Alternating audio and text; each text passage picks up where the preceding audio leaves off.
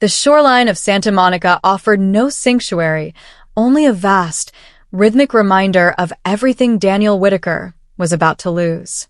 He sat on the cooling sand, his tailored trousers ruined and his expensive phone cast aside like a piece of digital wreckage. Just moments ago, a single notification had confirmed his ruin. Victor Lang had successfully sprung the trap, turning a 9-figure partnership into a terminal liability. The weight in Daniel's chest felt physical, a crushing pressure that made the simple act of breathing feel like a failed negotiation. "Can I sit here with you for a while?" Daniel turned his head slightly, squinting against the fading California light. A little girl stood a few feet away, her dark skin glowing in the amber hue of the sunset, holding a red plastic bucket overflowing with bleached seashells. He gave a slow, tired shake of his head, the executive armor he had worn for decades finally beginning to crack at the seams. "I'm sorry, sweetheart," he said, his voice raspy from a day of silent screaming. "I think I'd like to be by myself for a little while. I just need some quiet time." He expected her to vanish, as most people did when he dismissed them, but the girl simply nodded politely. Instead of walking away, she stepped closer and carefully sat down in the sand beside him, leaving a respectful, silent space between them. She placed her bucket down and mirrored his gaze toward the horizon, where the orange sun dipped into the darkening Pacific. "My mom says when someone feels really sad," she said thoughtfully, swinging her feet in the sand, "it helps if they're not alone." Daniel exhaled a long, shaky breath. He looked at her small, focused profile, this tiny emotional initiator who seemed entirely unimpressed by his status or his failure. She reached into her bucket and poured a small pile of shells onto the sand, beginning to arrange them with calm seriousness.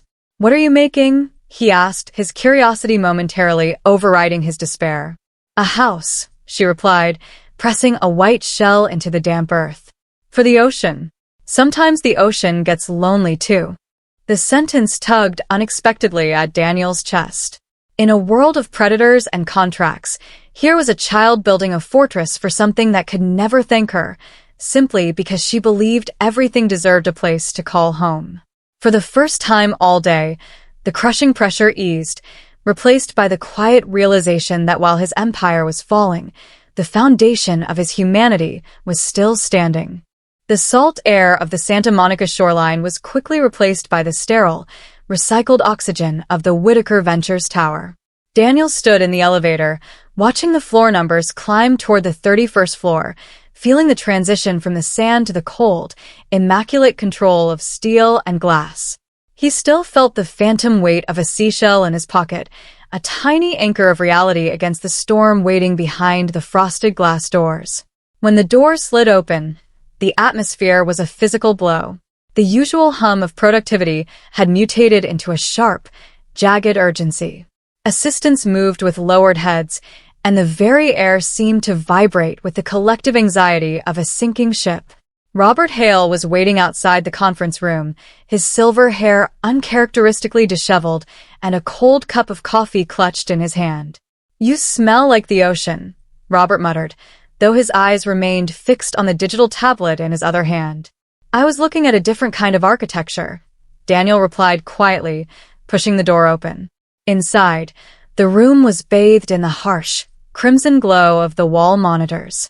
Red numbers bled across the screens, loss projections, exposure charts, and plummeting equity.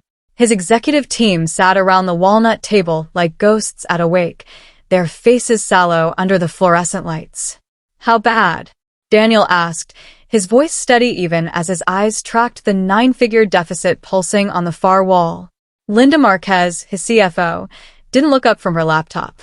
"If Lang Capital forces the current interpretation of the liability clause, we absorb the entire infrastructure overrun," she said, her voice tight with suppressed panic. Robert tapped a key, and the screen shifted to the poisonous heart of the matter, Appendix C. It was a masterpiece of legal malice, a cross-reference buried so deep it had been missed until the trap snapped shut. Victor Lang hadn't won by force. He had won by patience, moving a single clause like a shell in a rigged game. Daniel stared at the red projections, but for a fleeting, impossible second, He saw a tiny shell doorway set into wet sand. He realized then that Victor expected him to panic, and panic doesn't build anything. Daniel leaned back in his leather chair, the red glow of the monitors reflecting in his eyes like a dying fire. The room was thick with the scent of cold coffee and the sharp, jagged electricity of high-stakes failure. Linda and Sam were still arguing over the wreckage of Appendix C, their voices rising in a frantic attempt to outrun the inevitable. To them, the red numbers were an ending. To Daniel, they were just sand being washed away by a tide he hadn't seen coming. "Victor wants us loud," Daniel said, his voice cutting through the noise with a stillness that startled the room. "He wants us reactive, divided, and scared enough to accept his version of a rescue." He looked at the contract on the screen, but his mind stayed on the beach, anchored by the memory of a child's steady hands. Annie had told him that strong houses matter, and if they fall, you simply build again. He realized then that he had spent years building a fortress of immaculate control, yet he had invited a predator into the foyer because he had stopped looking at the floorboards. "What changed?" Robert asked, studying Daniel with the narrowed eyes of a man who had seen every version of his friend over 15 years. "I remembered that panic doesn't build anything," Daniel replied quietly. "It only tears down what's left." He stood and walked to the far end of the table, his movements deliberate. The expensive executive armor was still there, but beneath it, a new kind of discernment was taking root. If Victor Lang had rigged this deal, he hadn't done it in a vacuum. A man like Victor didn't just invent a knife for one occasion. He perfected a blade and used it until someone noticed the blood. "I want a timeline of every version of this contract," Daniel commanded, the air in the room shifting from shock to a controlled urgency.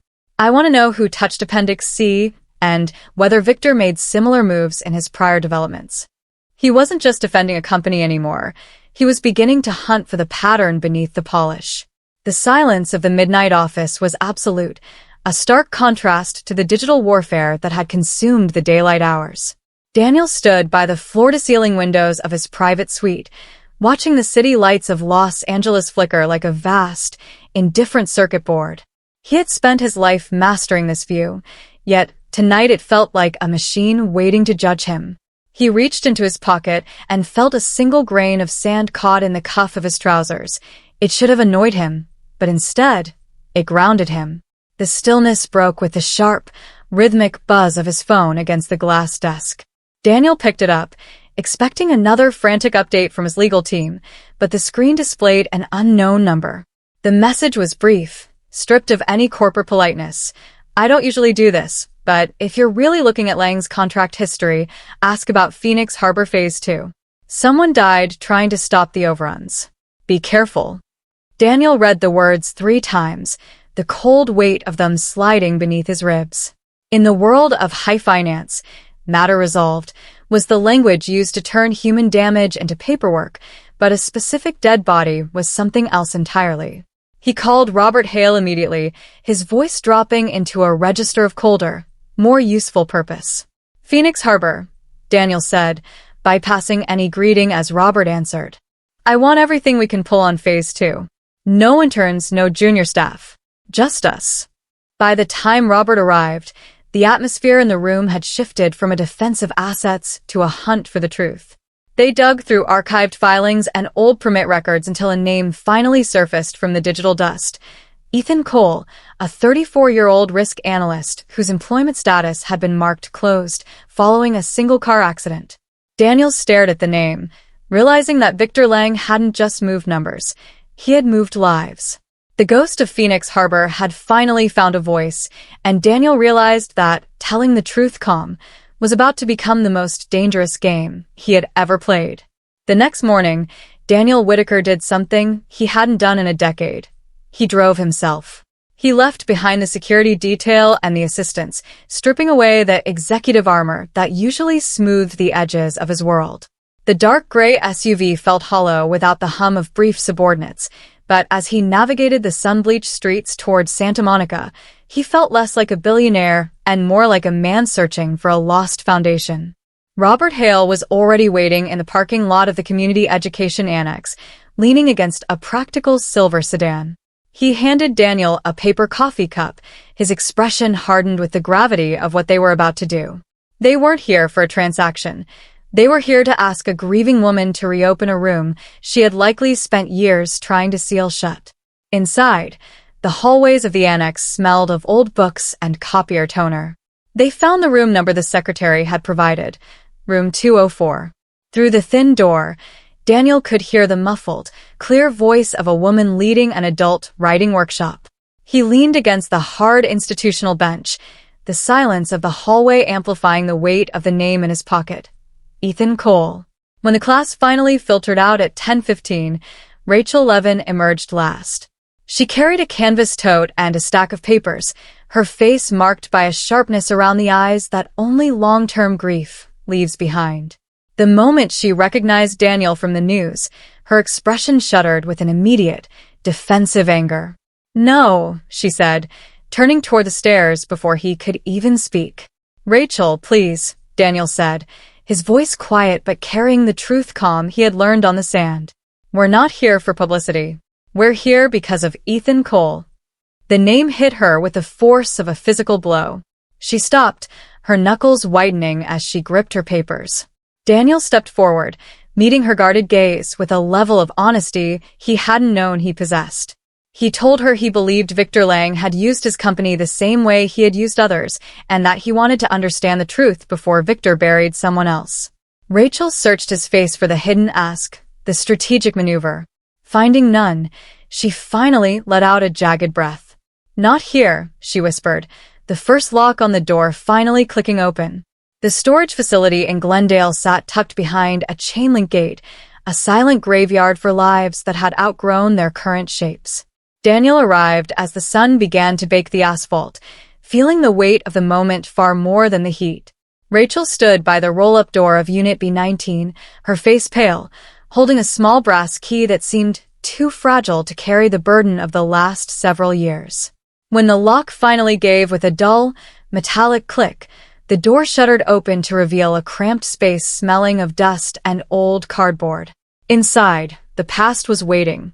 A single banker's box sat against the far wall, flanked by a blueprint tube that looked like a discarded pillar. Daniel stepped into the unit, his polished shoes crunching against the grit of the concrete floor. As he opened the box, he found not just files, but the meticulously preserved evidence of a man who knew he was being hunted. He pulled out a black cloth-bound notebook, Ethan Cole's voice, captured in neat, technical handwriting that grew more frantic with every passing page. "It's all here," Daniel whispered, his thumb tracing a margin note about undocumented transfers. Beside the notebook lay a flash drive and a series of engineering plans marked with jagged red ink. He turned a page to find a transfer schedule where Victor Lang's signature sat bold and unapologetic, an approval chain for a fraud that had cost a man his life. This was the blood beneath the paperwork, the tangible proof that Victor hadn't just moved numbers. He had engineered a collapse and walked away while others were buried in the debris. Rachel stayed near the door, her arms folded tightly as if shielding herself from the truth she had kept hidden in the dark. Daniel looked at the key in his hand and then at the files. The executive armor he had once relied on felt completely useless now. He wasn't just a billionaire saving a company anymore. He was a witness to a crime that the world had tried to call an accident. The night was deep and hollow by the time Daniel returned to the glass tower in Century City, his mind still heavy with the technical weight of Ethan Cole's evidence. The office felt like a bunker, the air conditioned to a sterile chill that did nothing to soothe the heat of the fight ahead. As he sat at his desk, staring at the digital faces of the investors he was set to meet, his phone vibrated against the polished walnut. It wasn't Robert or a forensic analyst. It was a call from an unknown number that felt like a lifeline to a different world. "Hi, Daniel." The voice was small, bright, and impossibly clear against the backdrop of corporate static. Annie spoke with the solemnity of a strategist, informing him that the ocean house had likely been touched by the tide, but was not entirely broken. Then, she lowered her voice as if sharing the final piece of a puzzle. "My mom says when people are mean, you should tell the truth calm," she whispered through the line. "Because yelling makes mean people look better than they are." Daniel went still, the simple wisdom cutting through the expensive executive armor he had struggled to maintain. He looked at the files spread across his desk, the blood beneath the paperwork that Victor Lang had spent years hiding, and realized he didn't need to shout to be heard. The noise of Victor's press conferences and the theatrical sorrow of his lies were designed to provoke a reaction, to make Daniel look like the unstable billionaire the public expected him to be. "That is extremely good advice, Annie," Daniel said quietly, a faint smile finally touching his lips. He hung up and looked at Robert, who was watching from the doorway with an arched eyebrow. The fatigue was still there, tugging at his bones, but his mind felt sharper, stripped of the need for performance. He realized that the only way to dismantle a man who weaponized calm was to meet him with a truth so steady it couldn't be shaken.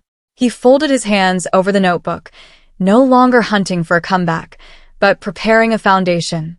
Panic didn't build anything, but the truth, told calm, could tear down even the strongest walls of corruption. By 11:30, Whitaker Ventures had transformed into a high-altitude bunker. Reporters filled the lobby, their cameras angled toward the podium where Daniel Whitaker stood, adjusting a plain navy tie. He looked out at the sea of lenses and thought of Annie on the beach, her small hands pressing shells into the sand, her voice steady against the sound of the surf. He wasn't here to save his stock price or his ego. He was here to build something stronger than a lie. "Good morning," Daniel began, his voice carrying the truth calm that had become his new North Star. 2 days ago, this story was framed as a failed business deal. It is no longer that simple. The room went silent, the usual chaos of a press scrum dying under the weight of his composure. Daniel didn't use a teleprompter or a legal script. He spoke from the marrow of the notebook he had found in the dust of Glendale. He detailed the irregularities and the concealed financial manipulation that tied Victor Lang to a dozen ghost projects. But he didn't stop at the numbers. For too long, people with power have relied on complexity to hide wrongdoing, he said, looking directly into the primary lens. But there is a human cost to that silence. A man named Ethan Cole raised these concerns years ago. He documented the rot. He tried to be heard, and he died before that could happen. The name Ethan Cole hung in the air, a physical presence that Victor Lang's silver-haired sophistry could no longer erase. Behind the cameras, Daniel saw Rachel Levin standing near the back wall, her face no longer shuttered, her eyes finally fixed on a man who was refusing to protect the structure at the expense of the truth. When the questions exploded, Daniel answered them without a single shadow of a defensive crouch. He confirmed the federal filings and the forensic evidence, but his mind was already moving past the fallout. He had spent his life building glass towers that judged him. Today, he had finally built a doorway for the truth to walk through. The truth calm that Daniel had unleashed at the podium acted as a silent, structural resonance, shaking the foundations of an empire built on shadows. By sunset, the polished facade of Lang Capital was no longer a symbol of old money stability. It was a crime scene. The silver-haired statesman of capital, who had spent decades weaponizing his composure to bury the truth, found that his expensive regret no longer glittered under the harsh light of federal scrutiny. Federal investigators, moved by the specific trail left by Ethan Cole, executed document preservation orders with a clinical efficiency that Victor Lang's lawyers couldn't stall. The elegant fraud that had been wrapped in legal ambiguity for so long was finally being unwound, one appendix C at a time. On the financial networks, the narrative had shifted with a violent, jagged speed. Analysts who had once questioned Daniel's overreach were now dissecting Victor's history of skimming margin and moving risk through back channels. Inside the Whitaker Ventures tower, the atmosphere of a bunker had given way to a somber, focused clarity. Daniel watched the monitors, but the red numbers no longer felt like an ending. He saw the footage of investigators carrying bankers' boxes out of Victor's Century City offices, boxes that likely mirrored the one he had found in a dusty Glendale storage unit. Two of Victor's former consultants, sensing the collapse of the stronger house they had helped build on rot, had already requested legal representation. The walls were falling, not by force, but because the foundation had never been built honestly. Victor Lang, Once the composed statesman of the afternoon press conference, was now a man retreating into the silence he had once used as a weapon. Daniel felt the grain of sand in his pocket and realized that while Victor's world was ending in a frenzy of headlines and subpoenas, the real victory was quieter. It was the sound of a name, Ethan Cole, finally being spoken in the rooms that had tried so hard to forget him. He had finally learned that while injustice survives on delay, it cannot survive a truth told with a steady heart. The golden hour had returned to Santa Monica, painting the Pacific in streaks of orange and silver that felt, for the first time, like a beginning rather than an ending. Daniel Whitaker walked across the dry sand, his steps light despite the weight of the week he had just dismantled. He had left the glass towers and the federal investigators behind, trading the sterile chill of Century City for the rhythmic, honest sound of a surf. The executive armor was gone, replaced by a rolled-up shirt and a grain of sand still caught in his cuff that he no longer wished to brush away. He found Annie exactly where the tide had left her, crouched over a fresh patch of wet sand with her red bucket standing guard. She didn't look up as he approached, but a small, knowing smile touched her face, as if she had been expecting him to return to the foundation they had started. Marian sat nearby on a blanket, her paperback lowered, watching with a quiet understanding that required no legal preamble or strategic explanation. "Did you fix your problem?" Annie asked, her focus remaining on a spiraled shell she was pressing into the earth. Daniel lowered himself into the sand beside her, unmindful of the cost of his clothes or the judgment of the world he had left behind. "Not all of it," he said softly, looking at the small shell house taking shape between them. "But I fixed the part that needed truth." Annie nodded, her innocence a more powerful anchor than any boardroom consensus. Together, they worked in silence, placing one steady piece beside another to reinforce the walls against the coming tide. This house was wider, deeper, and built with the deliberate patience of someone who finally knew the difference between a structure and a home. As the first gentle wave rolled in to touch the edge of their path, Daniel realized that strong houses matter, not because they are invincible, but because they are built by people brave enough to sit beside what hurts and tell the truth until the foundation is right.